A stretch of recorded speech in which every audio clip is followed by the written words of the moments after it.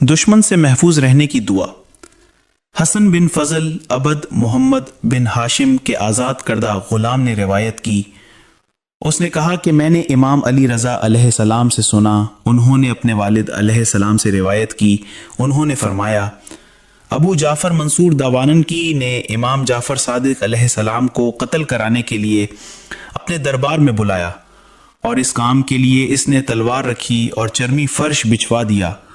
اور اپنے خادم خاص ربی کو حکم دیا جب میں امام جعفر صادق علیہ السلام سے گفتگو کرتے ہوئے تالی بجاؤں تو تم فوراً انہیں قتل کر دینا۔ ربی کہتے ہیں کہ میں نے دیکھا کہ امام جعفر صادق علیہ السلام دربار میں داخل ہوئے اور ان کے ہونٹ حرکت کر رہے تھے۔ منصور داوانقی نے جیسے ہی انہیں دیکھا انہیں خوش آمدید اور مرحبا کہا، اور کہا کہ ہم نے آپ کو اس لیے بلایا ہے کہ آپ کا قرض ادا کر دیا جائے اور آپ کی ذمہ داریاں پوری کی جائیں۔ کافی دیر تک منصور امام علیہ السلام کے ساتھ ان کے خاندان کی خیریت دریافت کرتا رہا اور ان سے میٹھی میٹھی باتیں کرتا رہا، اور امام علیہ السلام سے کہا اللہ نے آپ کا قرض ادا کر دیا اور میں آپ کا وظیفہ ادا کرتا ہوں۔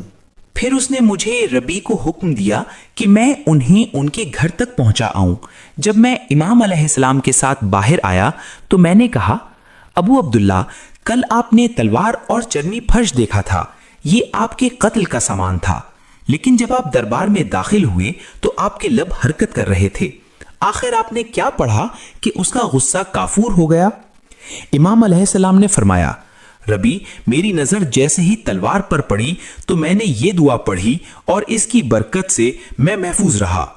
حسبی الرب من المربوبین، حسبی الخالق من المخلوقین، حسبی الرازق من المرزوقین، حسبی اللہ رب العالمین، حسبی من هو حسبی، حسبی من لم يزل حسبی،